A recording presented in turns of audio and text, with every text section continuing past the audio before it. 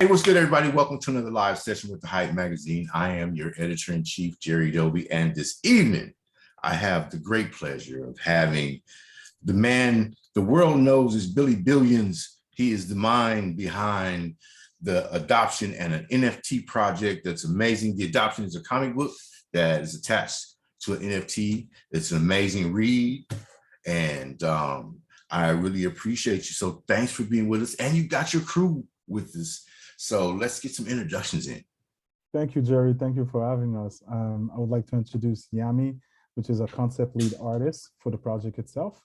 Miriam, which is our marketing strategist and guru of the NFT space. Okay. Well, thank you. I appreciate you for all being here. So let's talk about your crew and the name of the project first. All right. The adoption is, the idea came from my experience discovering blockchain and the technology in 2018, and my passion for comic books. Through the process of understanding what the technology was, I was finding it very difficult to understand. So I did a lot of research, and with my background with the comic book, and I created comic books when I was back in high school. I love the idea of storytelling. So my idea was to combine both my passion for blockchain and comic books to make it easier for people to understand the tech and immerse themselves into a world where, you know, the blockchain, all these new technologies is vivid and very present in the comic book. And yeah, that's where it all started. Then after that, you know, I got to meet amazing people like Eve, amazing people like Miriam. And, you know, we got to work together. We known each other for quite a long time. Myself and Eve, we know each other for like past 10 years. We work on several other projects because I'm a creative director in real life. That's what I do. And Eve's a concept artist, so industrial design background. And I must say he's Professor Eve right now because he's going to be teaching at Syracuse University for the upcoming school that's coming in September. So I'm very happy to actually announce that. Congratulations, man. Don't feel shy, Yami. We love you, bro. All right. So Yami, like, tell me what was like the defining moment that brought you onto the project and got you involved in this space? Well, me and Billy we had reconnected last year. Like we kind of lost touch for a little bit, and we connected last year, and just started talking about just random stuff, and just didn't realize that we had we both had an interest for everything that had to do with cyberpunk or anime, comic books, that kind of stuff. So we started talking about all that stuff, and I had some personal projects that I was working on. I had some concepts that I did for Dune, for example, and some of the concept art that I had. And a personal project, a story that I was working on, and I started showing him the artwork I was working on. And then he told me about some projects that he had that he was working on for Soleil, for example. And so he had me on one of those projects, and got me into another project for Soleil, then another project for TV5, French station over here. And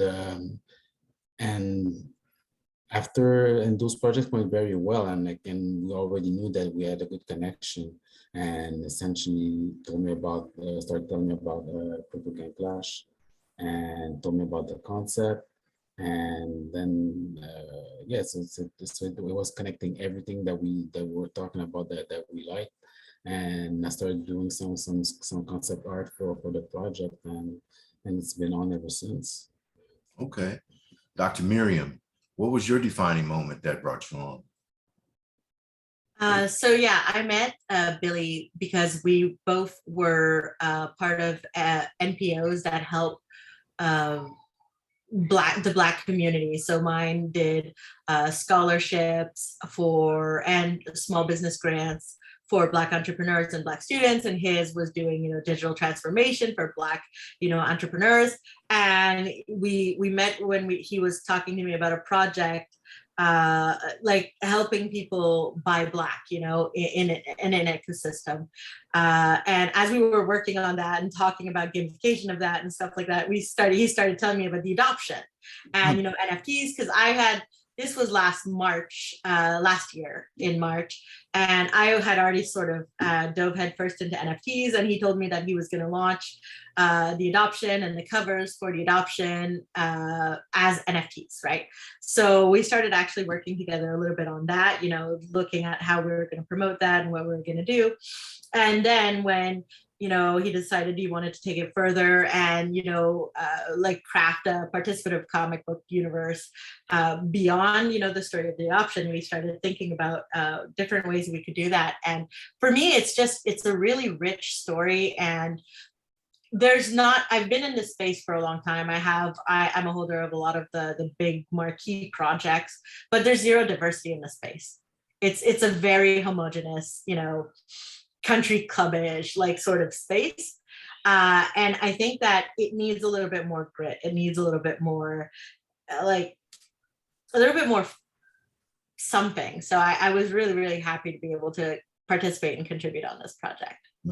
Yeah, the only other minority project that I know of is the Mad Hares and Psycho Kitties by Genius and Uganzo, and both of those are Latinos. So, but this is the first crypto gang is the first Black-led project that I've run into. So that was definitely something that made me want to dive in. And then, you know, got an opportunity to talk to Williamson or Billy Billions. Miss Billy Billions. I'm sorry, I'll use that name and learn a little bit more about it. So the adoption is an amazing piece of work as a comic book and as a comic book aficionado myself. I know when somebody's putting in the work and the storyline is dope. You've got, you know, a warrior in a sense that is standing up for the downtrodden and laying waste to some knuckleheads. And I love all of that. I love all of that. So talk to me about, you know, being the leader of a Black-led and owned crypto movement, you know, through CryptoGangClash, and how you're including other Blacks and inviting other minorities to participate, how you're attracting them. As I would say, my background as a creative director allowed me to work with multiple artists from all kinds of area and ground, and, you know, all kind of a background and, you know, profession. So from the get-go, intentionally, what I wanted to do is to work with people that I knew inside of my circle, to give them an opportunity to discover this new technology. Most of the time when you hear in the mainstream media, crypto is a scam, NFT is a scam. So it was a way for me to actually introduce people to understand the new tech and the possibility of that new tech and how they could utilize it as artists and creators. Because I believe that the more creators we build inside of the space that could actually leverage that tech and make money with it, the better it is. Because they resolve a lot of the issues that creators have found through their whole career as illustrator or music artist or a rapper, whatever it is. If we add the shorter hand of the stick most of the time. So through my experience in working with multiple people and the kind of credibility that I come with and the advertising industry here in Montreal, I was able to talk with Eve, gather other artists that I know that, you know, we had the opportunity to work on other projects beside, you know, crypto and NFT. Most of the work that I do is in the retail and fashion and, you know, in tech and film. So I had the beautiful opportunity to work with multiple people. So what I did was to actually introduce them to what I was trying to do and give them an opportunity to partake into it. But also in 2021, I was fortunate enough to be one of the lead feature for a project of Metaverse called An Eye World. And through my process over there, I was in charge of building a bank of artists around the world. So I've gathered about, I think 300 artists around the world, like from everywhere around the world. And, my role was to find the different artists. So through my process, I was able to find and build relationship with people that were very amazing. And, when I wanted to create my project, I approached some of them, which were, very, hesitant sometimes because people don't know NFT. And the first thing that comes in mind is scams and phishing, and people get screwed over. So, it takes a bit of time. And with my reputation and what I've been able to build for the past 20 years, it was easier for me to convince people to actually listen, see the tech, see the possibility of the tech, the opportunity that could give them. And, I get approved from Cameroon, from Ghana, from Malaysia, from the United States, from Canada. So we're very fortunate to have a very diverse group, but that was the intention since the very beginning. I didn't want it to create a project where, we would emulate what was actually happening inside of the NFT space. So not a lot of projects are intentional. They want to include you, but once they finished. So if you're not included, see, if you don't start intentionally to build a project with diversity, then it wasn't part of your intention. So you're just including people into something that was already built without having them inside of your thought process. So my idea was to create a space where we had intention to work with other people from different part of the world and just bring something completely different into the space. And I think that's what we achieved. As a journalist and, obviously as the head of an editorial department, seeing what you said, they're adding people in at the last minute. Like, so I'm wearing this AT&T Think Black shirt, and it incorporates an artist, Black artist, obviously, but they didn't start until the mid-month of, like mental health awareness. And then in the Black History Month, they didn't start until the middle of the month. You know what I mean? Some of the big film houses don't start playing their Black films until, towards the middle of the month, end of the month. And so that inclusion at the last minute is a reality on a lot of different scopes. Yeah. One of the things that I found interesting, though, is, we have the conversation that the economics and different levels of economics are not standard fare at our dinner tables and the things that we want to share. Did you feel that using the Adoption comic book series was a way to better gain people's ears to talk about the economics of crypto and the NFT world, the metaverse? I would say that the first thing is that the technology is out there. Everybody could use it, but there's a barrier for that technology. So talking about it is actually one of the easiest way to actually capture the attention of the people. But there's when we talk about barriers, we're talking about the expertise and we talk about financial. So these are the two barriers for that tech. So, it's not everybody, even if they would be interested to actually explore it, that don't have that have all the means to be able to do that, right? So when I started the project and when I thought about, okay, this technology is amazing, I'm able to leverage it, I'm able to understand it, but I got to spread the information as much as I can to be actually capture the attention of the people, so at least they could listen and say, oh, yeah, it's possible. Now we've done it, then it's possible for you to do it too. So that educational aspect of what we're doing is very important. That's why we hold Twitter space to communicate and exchange with people so they could understand. But at the same time, there's education about security that's involved.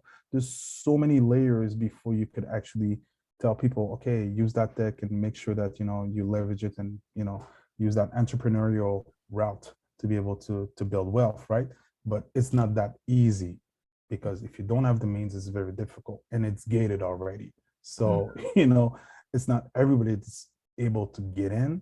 Right. It's not everybody that's able to be successful. Right. Now, the people like us, like Miriam, Eve, and myself, who actually started this project, we are fortunate enough to be able to understand the tech, be in the space, and have, you know, a little bit of financial to actually do something and create something that eventually we want to educate people. And if we have one successful project, then, you know, we could share it, share the information, spread it out so more people could get in through what we created as a platform, which is a space to harvest opportunities. So that's why we bring new artists, make them understand what's going on, how to utilize it. That's why we create characters. So if you create your own characters, then you understand you can monetize these characters and build your own wealth. So everything goes around to educating people, but it's not necessarily that easy to be able to pass the message and make sure that people understand. There's a lot of friction involved, but it takes time. But eventually, that's where we want to head. Okay. Professor Yami, I thought I heard you mention Dune in your previous thing. You were doing characters of Dune. Happens to be my favorite film. Talk to me about contributing meaningful artwork to a project like the adoption. Yeah, so, well, yeah, I mean, first of all, about Dune, yeah, I'm with you on that one. It's just it's an amazing piece of literature, and I mean, I've been listening to this podcast called Dom Jabbar. That's all about Dune, and it's insane the level of depth that there is to this story. It's what Frank Herbert created. It's insane, but yeah, in terms of can you repeat the question? Sorry. Well, I mean, the artwork is more than just, just some standard artwork.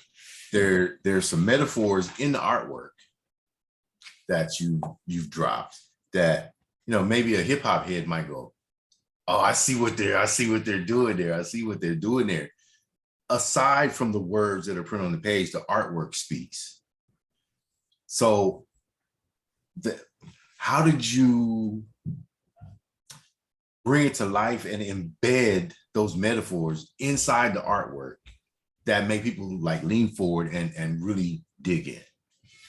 Yeah, well, when I was talking with Billy about initially about the project, this direction was like, since I started talking to him about the project, the direction was always very clear, and the first the foundational words, if that makes any sense, would be Afrofuturism, right? So, and then after that, there's everything has to do with Afrofuturism, about hip hop. Again, I was mentioning earlier, cyberpunk, all those aspects. When some of the first concepts were being created, all that was taken into account. The diversity of references as well was taken into account. So again, I'm like, in terms of Afrofuturism, there was a lot of there was some research, for example, about obviously going into Egypt, but also going into the Dogon tribe, for example, as reference, right? Like the symbolism of the Dogon tribe. Then after that, like even also other cultures, what's happening in Japan, or what was happening in Edo era Japan, for example. So all these elements were taken into account, and then after that. For example, just like in there was a series of tattoos that were designed, even in the tattoos, for example, it's Brooklyn, so even the area code was put into the tattoos, for example, right? So I see, so little like what's the word? It's like little Easter eggs like that, Easter eggs, okay. Yeah. Okay. So I have to give you a big compliment. I think Yami's being very humble right now. Yami has an industrial designer background. So when you do industrial design, you do a lot of research before you actually craft anything. So I think, I gave overall direction how I wanted to build the project and my intention behind it. We had 4 designers Yami is the lead of all the designer, but we had 4 other illustrator. And, you know, the research that has been put through building some of these assets is incredible because, you know, you look at the tattoos, you look at some of the signs, if you started digging a little bit more, you're going to see, oh, there's a meaning here, there's a meaning there. And I think it's because of his industrial background, because he's been able to do, you know, shoes for Nike and, you know, things of that sort. And that demands a lot of research into understanding how the shoe works and all of that. So I think same process as a designer worked, he did the exact same thing. So when I said, oh, I think we need to look into the Dogo, I was, okay, so he's digging. And after that, it brings it forward. People might not see it right away, but people that do a little bit of research are going to understand there's a lot of thinking and a lot of layers into the design. It's not just done like that. Yeah. I mean, it's a comic book that you have to read more than once, and you have to look at the visuals more than once. You know, like I had to put my glasses on so I could see all the different nuances that are there. And I always see something that I didn't see in the previous run through. So I've visually been through it as a picture book several times. And I'm going, man, that's dope. Okay. I've never seen Brooklyn represented like this. You know what I mean? And some of the pillars of hip hop that are hidden inside those images that only somebody who was really paying attention would go, oh, damn, you got Graph. There's the DJ. You know, there's the B-boy. There's this iconic visual. I just get excited. Like I got goosebumps talking about it. I apologize if I'm a little over exuberant. However, I just love the project. Dr.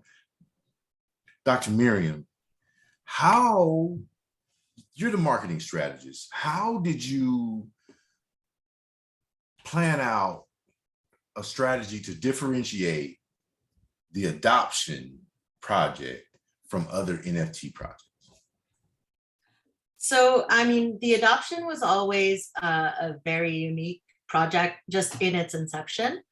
And what we're actually doing is, so we spun off from the adoption into the project, the NFT project that we have now is CryptoGangClash.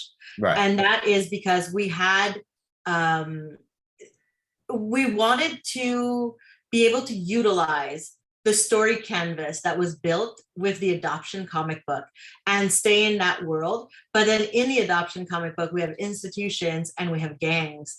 And so in order to be able to have all of the people, all the stakeholders come in and develop their own characters, we had to, you know, sort of branch off a little bit from the story of the adoption. Okay.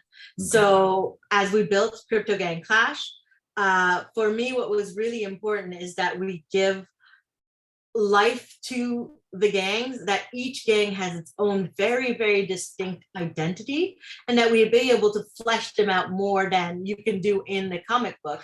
Because the comic book, you know, you only have a certain amount of pages, a certain amount of things, but here we have like transmedia storytelling. You know, we can, part of the story happens on Twitter, part of the story happens on Discord, part of the story happens in comic book panels. And anybody who mints one of our NFTs gets to develop their own characters. Oh, wow. Oh, okay. We got to let Billy back in. That's amazing. So you allow people who purchase the NFT or mint the NFT, and, you know, I'm just learning the technology, the lingo, because I don't understand about minting an NFT. I figure you just buy them and go. Talk to me. Am I wrong?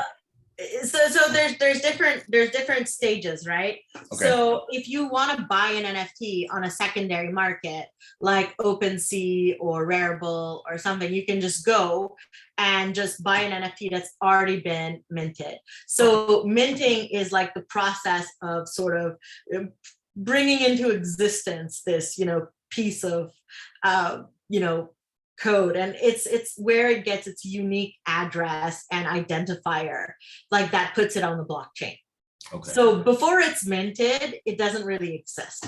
And then once it's minted, then it can be traded on any platform. So we could use OpenSea to trade the CryptoGangClash NFTs, or I could send it to you, like we could do anything, because once it's minted, it's on the blockchain, then anybody can, have access to it. But at the beginning, we have to mint. Okay. So like I've tried OpenSea. That's the most irritating platform to use. Crypto.com, I can use that. Coinbase, I can use that. Why is OpenSea so difficult? So, I mean, OpenSea is really Well, developed. I apologize. No. But OpenSea developed in a moment where there wasn't that much competition. Actually, OpenSea is one of the first, big marketplace platforms for NFTs, was like built in like 2017 or something, before any real volume was trading. So they didn't really have to think that much about like user interface and friction and all this kind of stuff. And that's one of the main pain points that you hear a lot of people talking about. They're like, okay, well, we need a better, marketplace, or a better way to like exchange or trade NFTs. So it's right now, I think it's the most used platform on Ethereum. I feel like until somebody brings a lot more value, because there's a lot of competitors now, but until somebody brings a lot more value, it's really hard to move. It's consumer behavior. It's hard to move, like, when you have a habit of doing business in one way, and then somebody's like, okay, well, we want you to do business somewhere else. It becomes complicated, right? It's like telling whitewater rafters that are heading downstream and to turn around and go back upstream. Yeah, not really possible. Almost impossible. Okay. As a collective, what do you guys most love? And everybody can weigh in. What are you doing? Okay. Everybody can weigh in, but what do you most love about the project itself? So, I mean, I can go first. Yeah. I don't know, because I see two Billies. I have a duplicate Billy. My computer just shut down, like out of nowhere. It just shut down. I'm like, and I had to plug in, and I just realized the outlet, the top outlet's not working. So I have to fix that. I'm sorry, my apologies. No problem. No, so I was going to say, what I like the most about this project is the potential. So it's the idea that there's always been a lot of creativity, like people, everybody is like, there's a lot of creativity, but it's very hard to harness it and to sort of direct it in a way that's not only productive sometimes, but also that can be maybe remunerated, right? So if you look at the ideas of like Black comic book authors, and there's a lot of Black comic festivals and stuff like that, but there's still a lot of issues with publishing deals and having access to certain type of IP. Like even if you worked on like Spider-Man, you worked on developing storylines around it, you can never use that IP, right? It doesn't matter who you are, like unless you work for Marvel or something like this and have the rights, you can't use the IP. So what we're trying to develop is really a decentralized comic book universe, where if you do want to build on our characters, you can. If you want to use our story canvas like Brooklyn Smart City, you can. Or you can take our characters outside of Brooklyn Smart City. You can do whatever you want with them because you own that IP. And that's really different in a way that even if we want to use your character, we have to pay you because you have to license it to us. So it gives power back into the hand of the creative, the person who's like building that, character, or who owns that character. So even I own a character, I could decide to partner with a writer. Maybe I'm not a good writer, I partner with a writer and we come to an agreement and we, work out some kind of royalties. And I can do that because CryptoGangClash is not going to interfere. Okay. Professor Yami. Yeah, I think what ProfessorM just touched on is exactly what's to me that's definitely what makes this project so interesting. So the possibilities with that, the possibilities of the possibilities of collaboration, the possibilities in terms of how you develop your character. Um, just, I mean, you have a character, you have a friend that's another character, like you have a group of other people, okay, that have a character, and then you create, you all get together and create your own thing. It's just the fact that there's that liberty there's that liberty to create within that world. There's really no limitation beyond. There's really no limitation of like to create within that world. And like I said before, the world of CryptoGangClash, or the world of the adoption, is very well defined. So as long as you stay within these boundaries, yeah, I mean, sky's the limit. That's Okay, so opportunities are endless. That's great. Billy, what do you love the most about the project? Create. I'm having fun. There's and Dr. Miriam keep on telling me you can't buy all the NFTs. No doubt. Because every time I look at a character, there's ideas that come out into my mind in creating the backstory, who he is, the superpower is going to come with it.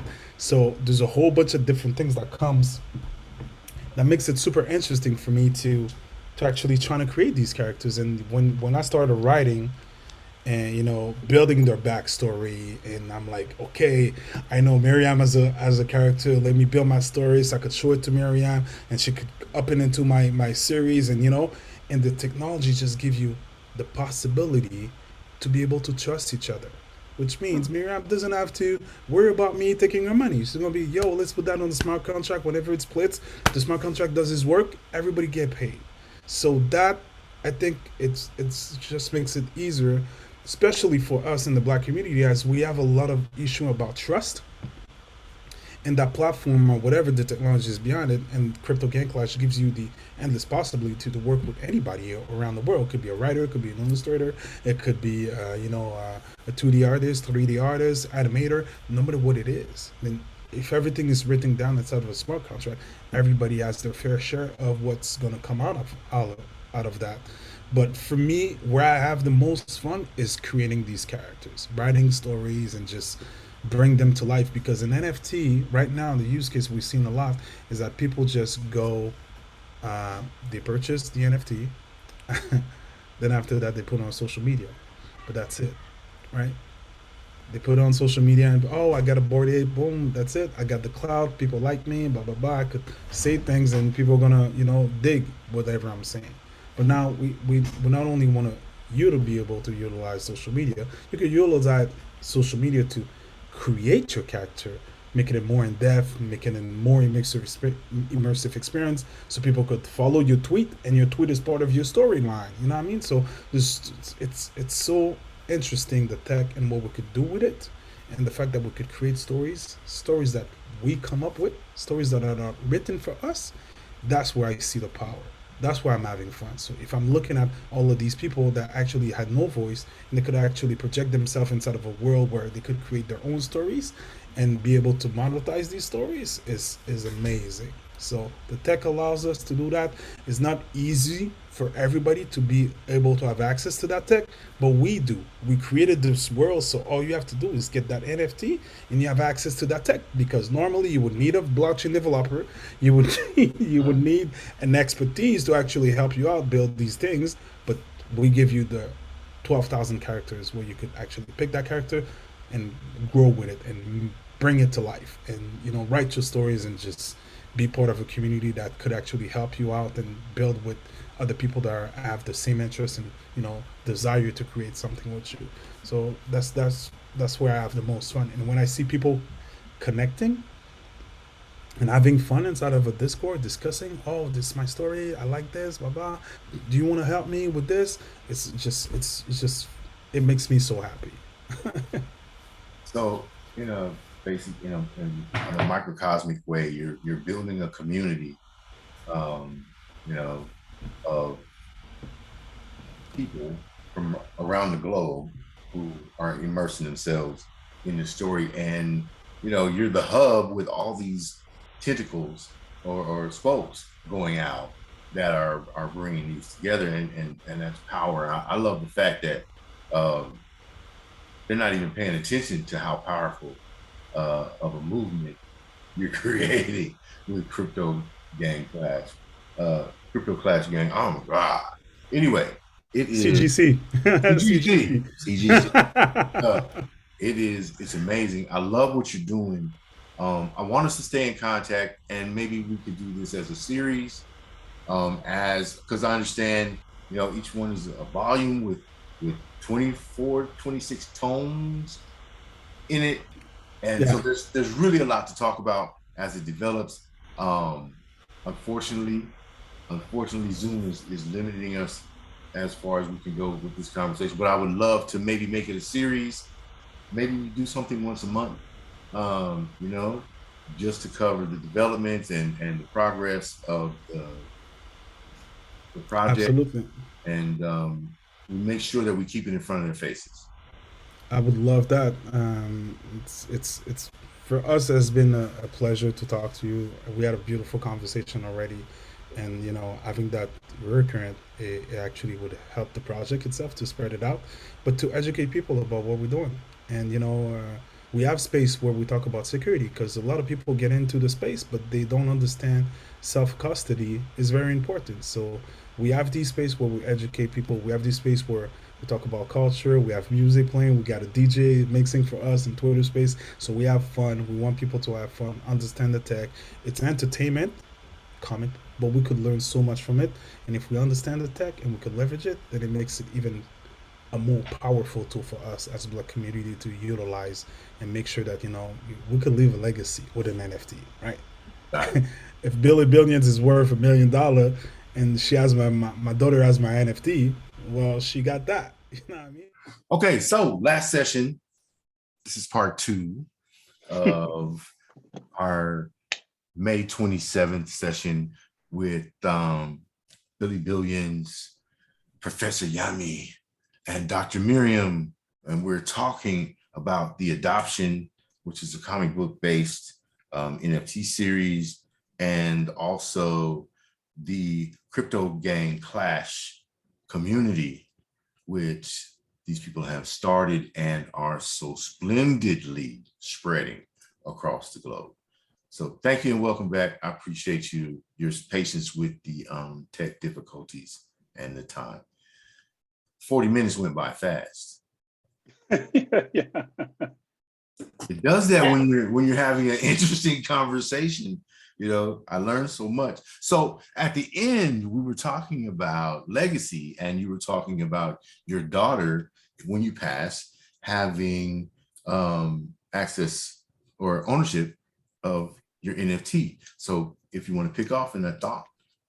Yeah, and that's how powerful the tech is, because it allows you to be able to pass it on. So and it stays there on the blockchain forever. So whatever asset you could create, whatever asset you were able to accumulate, or even I give them their own ledger, and they have their own NFT inside of their ledger, so they own their own NFT. So these kids, they capture tech very fast compared to us.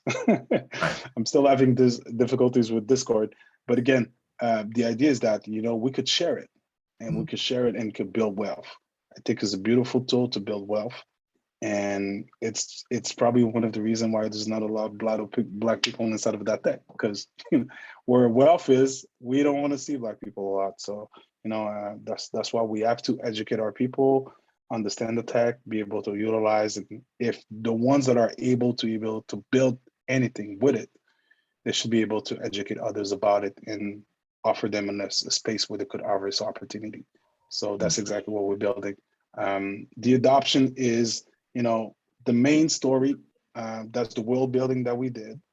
So that comic book has 3 tomes. And every tome there's 21 books. So we're releasing the second book in June, but that's the adoption. Based on the adoption, what we wanted to do was to create a participative comic book, which is different, right? Now you're building with the community. It's completely different. The storyline of the adoption is already built. We already have the story. We're just building and just releasing them.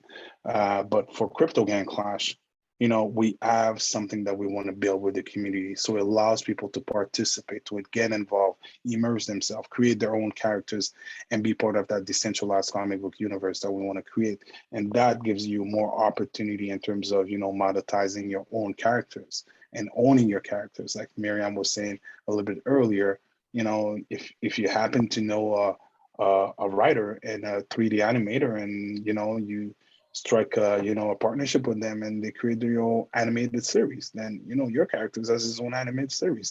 But at the same time, that that shine that you created with your own character is going to spread around all the different characters inside of that collection itself, because one has been very successful and one has been, people love it, and you could build momentum for that. So that's the power of that collectivity that we want to actually build inside of CryptoGangClash, and make sure that people understand the tech, utilize it and leverage it. And, eventually, if they want to pass it on to somebody, your character can't die after you die. He has to live, right? Stan Lee is, unfortunate, rest in peace to his soul. He died and his character is still there. They're still doing Spider-Mans. They're still doing, all these different characters that he created in Marvel. So, and the only difference that, I'm not sure if that's going to go into his legacy, right? So Marvel and Disney own that. So for us, if you leave it to, your children, well, that particular child is going to have ownership of the whole IP and everything that comes with it. So that's what's so beautiful about the NFT space and that particular blockchain technology use case. What has been like one of the biggest challenges of getting our people to buy in to the space? I know there are multiple. What is one of the biggest ones? They just don't trust other Black people. Yeah, we might need to do a third session, bro. Wow, that means I can take this from of course. I was just gonna say, hey, Miriam, please take this one. So there's a lot of challenges, right? And I mean, for sure, there's like a technology challenge, there's there's bias towards like who has like certain types of knowledge. And then there's accessibility, right? It's like there's costs and stuff like this. But when you're actually in the space and there's a lot of people that are chasing the pump. So even when Black people get in the space, sometimes they're going to want to purchase what is like the most popular projects or the best projects or something. And it's always a question of how you go about it as well, because if you're going about the space in an intentional fashion, you may you may spread some things around, because and I mean, I don't actually like to talk about the financials of this so much right now, right? okay. All right. But if you were to get into the space right now and to buy, let's say, Bored Ape, okay, it's maybe around 80 or 90 ETH floor. This won't 4x or 5x, right? It will maybe 1.25x, 1.5x or something. So the margin you can make with that is like, it's small because it's already grown, right? Like I bought one last May and I bought it 0.39 or something. It's like 20x. Wow. This is not going to do that anymore. Right. So you need to be able to come in and not squander your wealth on things that are not actually going to develop to. But if you want to come in and have like a status symbol, sure. But if you want to build, you need to be smarter about how you spend your money. You need to really like look into what are the projects that have potential and that can get places. And a lot of people that come in the space, they don't understand that. They don't understand. And that's how other people make a lot of money in the space. Like veterans, they make a lot. I bought something, 2-3 days ago. It's 20x already. And that's where you make your money. You don't make your money off of the blue chips, because they're like the margin that they can go up like, even if you bought a Bored Ape for 80 ETH or 90 ETH, let's say 100 ETH to make it simple, and it goes to 150, right? You've got like 7.5% fees that you need to pay on this, plus taxes, plus everything. At the end, your margin of benefit is really small. So you need to understand that. You need to understand the technology, the security. You need to understand like how to be smart money in the space. You need so there's a lot of things, and that's challenging because there's not a lot of Black collectors. So I have a group of Black female collectors, and we're going to meet every 2 weeks to, try to give some like tips and tricks around how to build when you're, starting out as a collector. But that's what we need to do. We need to have more, Black people that enter, understand what it's like to build in this space and what is your intention. So that's I think that's something we could definitely build into a recurring room here. And give shine on the Hype magazine, because we're Black female owned. She's also part of the LGBTQ communities. She doesn't understand NFTs, and she is leaving it up to me to get educated to understand this, so that we can do our own project based on 20 years of covers for the Hype magazine. You know what I mean? So imagine our Rick Ross cover as an NFT. That would be freaking dope. And MGK. Yep. And we did Ty Dolla $ign's very first ever cover, so we have some of those iconic impact covers that we want to get into. So I'm learning about it, and I'm going to be more involved. I'm going to get some money together, and I did say I have 6 kids and 15 grandchildren, right? So when I say I'm gonna get some money together, it ain't gonna be tomorrow. But when I do, I'm going to dive into CryptoGangClash, your project, and put my money there and really work on this community. I believe in it, just from the limited interaction that I've had with you and conversations, and the product that you so graciously sent me over to look at. And I wore my T-shirt the other day. I didn't take pictures. Oh, the second book is coming. You're gonna love it, man. I'm working on it. We're at the coloring stage right now. The second book has more action. It's more packed with action. The cliffhanger is to die for. So I don't know. I'm gonna send you the second book, man. You gotta check it out. Check it out. Comes out. Check it out. And I'm gonna carefully launder my T-shirt, because I really prize it. It's one of my most prized possessions. I've got stuff from Rock the Bells, whatever, but that T-shirt means something to me. I feel like I've connected with a community that is doing something that when I die, which I'm older than you, and so it'll be sooner than later, that we're training up people who can actually take over and move this forward. It's like the Nicodemus settlement in Kansas, or the 5 Points in Denver. These were all Black settlements, and these things have been passed on generation to generation. And the outsiders have not taken over. And I think that what you're doing with CryptoGangClash and the adoption in the series is something that they can't take over. And you're locking it down and securing it with people who are driven to ensure our economic success. When the dollar goes down and the yen goes down, or the baht goes down, what you've created here will be a secondary economic situation that they can thrive on. So I really want to get behind that. I'm stepping out of my journalistic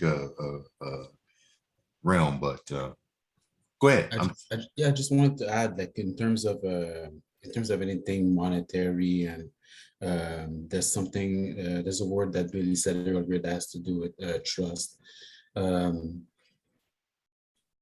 Also, like, because a lot of people, as Billy mentioned earlier, a lot of people, when they hear about NFTs, they may be mistrustful, and like they hear scam and stuff like that. And since I've been on this project, every day that goes by, I learn more about the space. I learn more about, obviously about the project, but I learn more about the space. I learn more about the possibilities. Discord was a whole new world that opened up, and like the community aspect of it. I mean, but the reason why I was bringing trust is because what CryptoGangClash is doing at the same time is there's the 411 the space on Twitter, there's the AMA space as well, and a few weeks ago there was a space with Ledger, right? So just having a space like that, right, to that was a way for the project to educate people, to show people that it's a real community, that there's real trust, there's real trust with the people involved in the project, and at the same time people and that the project is doing what it is doing everything in its power to make sure people are educated and protected, getting involved into that space, and that gives incredible credibility to the project. So that's something I wanted to bring in.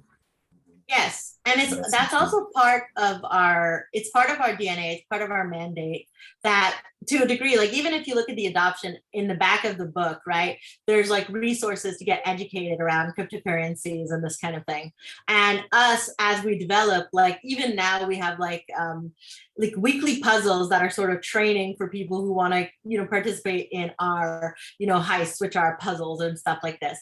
But, spaces with like Ledger, and this is something that and I'm also stepping out of the interview mode and just being Miriam here. But like, if one day you want to say like, okay, well, we want to do a space with Ledger, which is the main hardware wallet company, right? And Hype, magazine and people like this, we could set up like a three-way with like, Billy Billions was actually used as a character to sort of educate. So we have panels with Billy talking about seed phrases and how to secure your seed phrase. And I think that is something that we need more education and less from scammers, because right now in the space, and I see it specifically targeted towards Black people, and it pisses me off. It's all of these scam things that are made to, purchase how to buy NFTs, purchase a course on how to do this, or there's no way. Like, these courses are designed to sort of like take your money and leave you, less well prepared for the space. So you need actual people that care about educating. Mm-hmm. Yeah, I've looked at a couple of them, and actually they, leave me with more questions than they gave me answers. So I've actually, benefited more from live conversations going into the spaces. And I haven't been into a CryptoGangClash space, but I'm going to rectify that, and I'll set alerts. I'm going to set alerts. Notification bell. Yes. Absolutely. Yeah. Actually, you know what? I think we talked about this before. I literally get 200 pitches a day. My inbox, I'm so proud of myself. I waded through 500 emails this past few days, right? But my inbox is still sitting at 8,200 of inbound pitches. So I have to turn my notifications off for social media and things like that. And sometimes I just miss, opportunities because I have to do that. But I'm specifically going to pay attention to everything that CryptoGangClash is doing and supporting it. And, who knows, Billy, we might even just build you a profile on the Hype so you can post, so you can actually post updates and educate through that. I mean, we have a whole NFT section. So I didn't know that. Yeah, well, we just started it. It's gadget, text, and NFT. So as I'm, talking to people, I put articles in there and things like that. So yeah, I'm going to pitch you. It's just a small pitch. Yes. But me and Billy were actually talking about starting a podcast. We have a podcast that we were discussing. Maybe it was going to be maybe called NFT While Black, and we were looking at all of the Black creators and all the contents and what's going on in educational formats and as well. That could also maybe be done under like we could find a way because we really want to build out the content as well. Yes. What you want to do? We have an asset that we actually build, and I think the idea behind it came from you, man. Oh, okay. We have an afro now. We got afro. An afro, yeah. So I wanted to create some kind of honorary NFT and send it out to you. So we're gonna build that and make sure that Jerry Dubby is part of the syndicate. We got a group called the Syndicate. Okay. Which is actually people that actually help us through our journey as we navigate through the NFT space and some of the challenges we've seen. There's great people that actually were able to support us, like Cameron Jordan from the New Orleans Saints. We have somebody else. Can I tell the name? Tatiana, yeah, she's a young Black female athlete. Yeah, young Black female athlete, Tatiana Dumas. So we created that collection specifically for people that are giving back and helping us through the journey of building this amazing project that we have. So I know that we're building an asset. So I'm gonna tell Yami the afro is very urgent. So we could get Jerry W, a beautiful NFT to your likes. And we already we got that gold tee right there. So I think we good with that. But how to go salt and pepper afro. Salt and pepper, yeah, that would be dope. So that would be so dope. I would be so honored, and I would figure out how to rock that as my profile. We'll set you up. Twitter. Yeah, I'm using the mad hair right now. That's the only NFT that I own. I know that you told me that there's an NFT tied to this. We'll get to it eventually, maybe on Twitter, or we'll do something FaceTime or something like that, and you can walk me through it. But I'm excited to add that. I have Coinbase. I downloaded the Coinbase wallet. I just don't know how to tie it in and et cetera. We'll get to it. But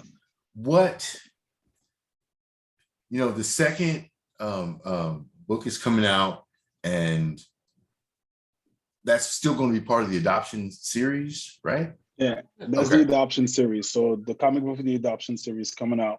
So whoever is interested into the adoption, finding more about the story, we got already the first book, is going to be able to purchase the second book, but it's a limited edition. We're not producing like 1,000 of them. So right now we have 210 that we're producing for each one of the books.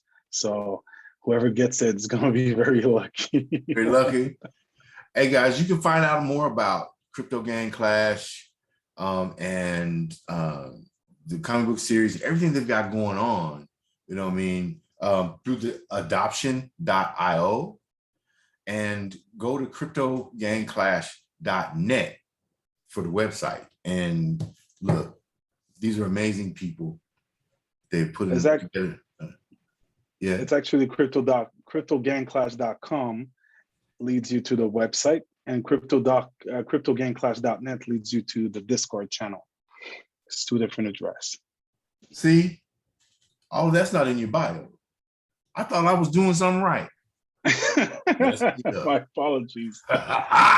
It's all right. Okay, so CryptoGangClash.com leads to the. Okay, so you need to change your bio because you got old people looking at your stuff, and we confused. We're confused. But I love it. I love what you're doing. Definitely want to support.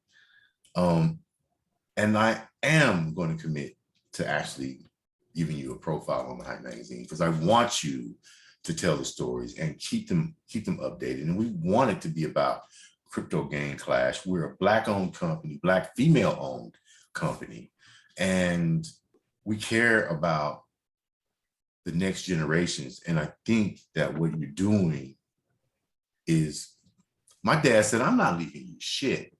I'm gonna leave you a way. I'm going to leave you a way to make out for yourself. I'm not leaving you 10 grand. That was enough to bury him, right? But he left me with the skill set to survive. I can change my own oil. I can change my tires. Stuff that kids don't know about nowadays. You know what I mean? I can change my air conditioning filter. I can cut my own grass. I can do my own laundry. All these things that, you know, babies raising babies are losing these skills. They're not passed on. So it's an imperative that we teach them about the economics, and we teach them about community and really sticking together and having, you know, it's the financial underground railroad, and y'all are the new Harriet Tubman. That's well said. Boom, dots, period. For me, that's, you nailed it. Yo, that you need to tweet it. But we're taking everybody with us. Like, we want to take everybody with us. That's the point. Like, it is. So that's why I was saying I would be happy to, you know, with Billy do a podcast. I would be happy to do any kind of educational spaces. Like, we want to take everybody with us. Oh, that's not even an issue. Like, I am already on a podcast platform. All you really need to do is record the audio for that. Or if you want to do it as video, which is pretty dope, you take the Zoom, you do the video, right? Or if you do it on Zoom, then when it saves down, it also has an audio file. So not only can we take that video piece, do a brief editorial around it, throw some artwork in there, and post it into the live sessions on the Hype Magazine site under your profile. But I can also then take that audio piece, throw in like some really cool art, square art, and throw it up. And it's on iHeartRadio, it's on Deezer, and it's on Spotify, and you know what I mean? And it spreads. we just blow it out of the water. Absolutely. Does that sound like a plan? Yeah. That sounds like a plan. I'll get a haircut just to look a little No. I want you to be yourself, man. Be yourself. Because the one thing that now I'm talking about a fade. I need a fade, so I'm gonna do my fade whenever we do these videos. I was gonna say that, you know, the one thing we can't do is change ourselves and hide ourselves. No, absolutely. Fit in. You know what I mean? And we have to salute all of the iconic looks that we brought to them that even they have usurped. You know, first time I saw a skater with dreads that wasn't wearing our uniform, I'm like, why are you in dreads? You're in violation. For me, at that stage of my life, they were in violation because I didn't like them at all. You heard me? So I was very, you know, militant on that issue, and to see them, you know, sagging and rapping, and I was like, we can't have nothing. You know what I mean? But this we're going to have, and we're going to stick together, and we're not going to let them. I ain't going to let them. So whatever you need from me that I have, it's at your disposal to make this happen. And I think that we need to bring more publicity to it. And you have the tools. You got a resource in me as well. And all of my platforms are available. And we also own an LGBT outlet as well. So we'll post there as well so that the education is spread. You know, I've got an audience of about 1.4 million. So let's put them, let's educate them. Let's put what you're doing to use, you know, beyond the social spaces. Amazing. We're going to be, I think it's a beautiful, at the beginning of something really beautiful. And I said it, you know, me and Billy both always feel like that. It's like, you can feel it when it goes, like when it vibes with people, when like the energy is chemistry. there, when the chemistry is there. Yeah. Well, we're going to make that happen. And, you know, I'm not going to edit this part out of the conversation. We're going to group both segments together. And, you know, I want them to see we're documenting it. We're actually doing a Hype docuseries. This is our 20th anniversary. And so this will be a part of our history, our 20-year history. And when we turn 21, we're going to do a multi-city bar tour for our 21st birthday. And that's going to be epic. So we're going to come visit. I'm going to get my passport and come to Toronto and hang out. And I've never been to Canada. Never been to Canada? We will be there. I flew over Canada on my way to Afghanistan. That's as close to Canada I've been. I landed in Ireland, I've been in England, I've been, you know, a lot of places, but I've never been actually into Canada. No. Hmm. Yeah. Well, you have friends here. You have people to visit. I feel it. I'm looking forward to it. Yeah. So when I start moving around, when it's not cold, and what is your winter season like? Yeah, you may want to come mid-May. Yeah. Yeah. I was going to ask you to come in February so you could go do some snowboarding with Yami because you love snowboarding. Did I mention I'm 59 years old? I have been abused. I have jumped out of airplanes. I have climbed mountains. I have been whitewater rafting involuntarily. I've been abused. And I'm not getting on no snowboard. It's nice, man. It's a smooth ride. It's nice. Bro, I will take video of you doing your thing. I will be on some snowshoes. How about hockey? How about hockey? I love watching hockey. Go Ducks. Yeah, I like watching hockey, but I ain't playing. No ice sports. Come on, bro. Look, you guys are violating the old black code by getting out there playing hockey. And what else did they play? Lacrosse. You know, these are things that I'm very proud that our young people are getting into, because we were so we locked ourselves out of so many things in prior generations. You know, oh, black people don't do this and black people don't do that. You know, it was crazy. And I have we're running short on time again, but I just wanted to share this with you that, you know, my uncle lived in Denver. He was the very first Black bank president in the state of Colorado. He was appointed by Clinton to the federal, what is it? Reserve? Federal Reserve Board as an advisor. Wow. And so I come from people who dealt with money, but the traditional type of money.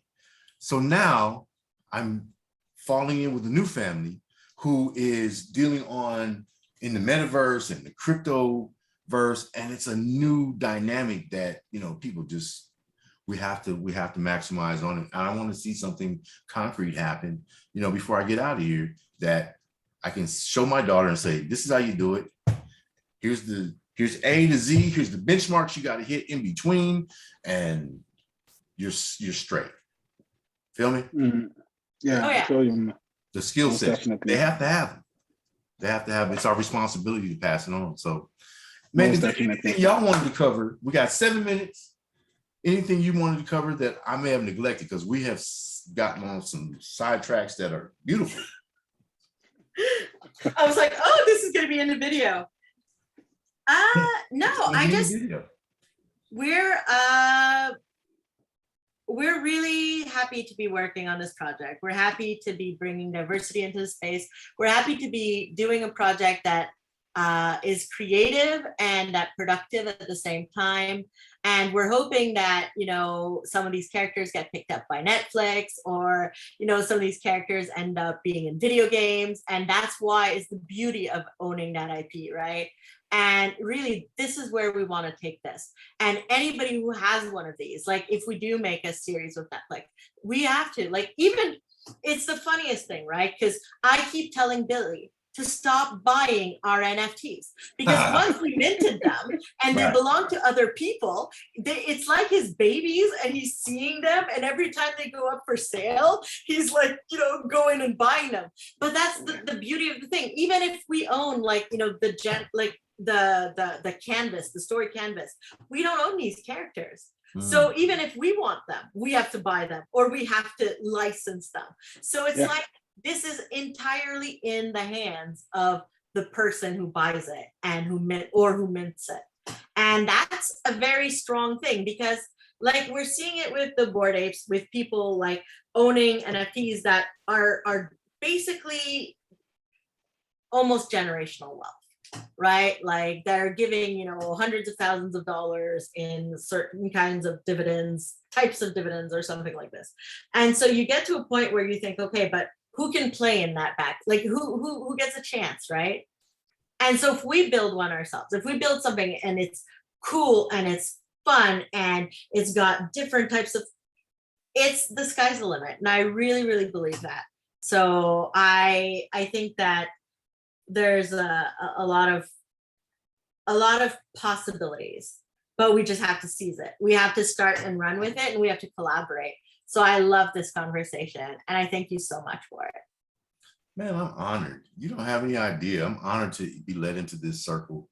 I'm honored that, you know, Billy took the time, you know, to even reach out to me, to connect with me on Twitter. And, you know, I learned a lot. And I was asking a lot of questions. I'm literally a baby at this. So for him to grant me the opportunity to have this conversation, to learn and pick his brain and share with our audience, man, that's an honor for me. So it's not one that I foresaw, you know what I mean? I'll be honest with you. We reach out to a lot of people. We do. And there's not a lot of people that, you know, in the position that you are, that's going to respond and say, yes, I want to talk to you.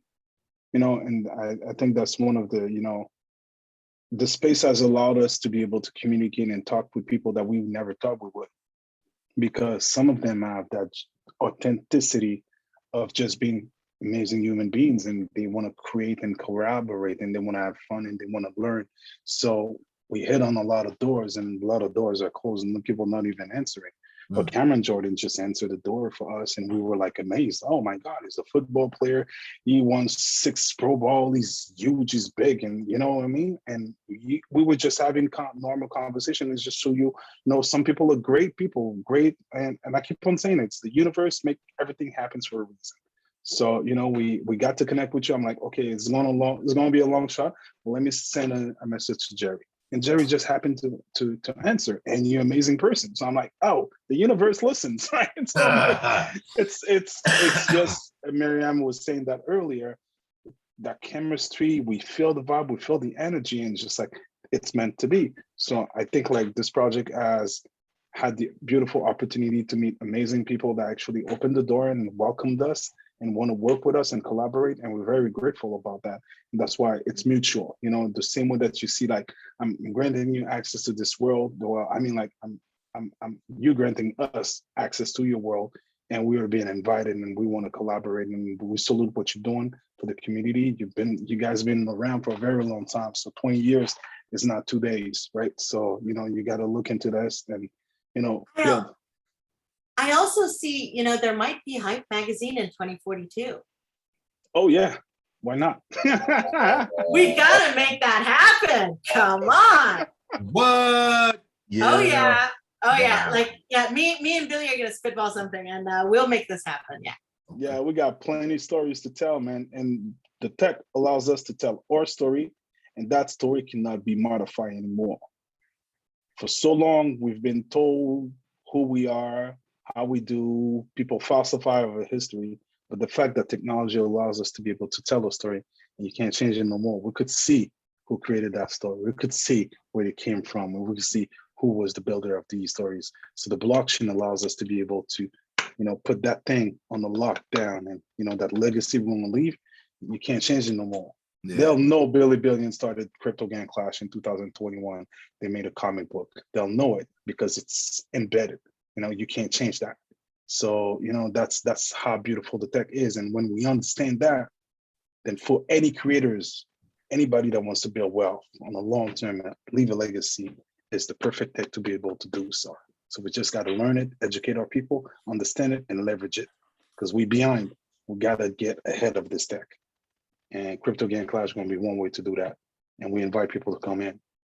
That's it. We got this. Beautiful CGC way for to life. end That's it. what I said. We're under 60 seconds, so I'm just going to say thank you, one and all. Yami, Dr. Miriam, Billy, I really appreciate you. The Hype Magazine live sessions, you're going to see them again on the hypemagazine.com. I'm building his profile tonight. Actually, I'm going to tell you what I need. I'll DM you what I need from you, and then I'll set your profile up. It will be live this evening, and we'll get cracking. So until the next Awesome. time. Salute. Salute. Thank you.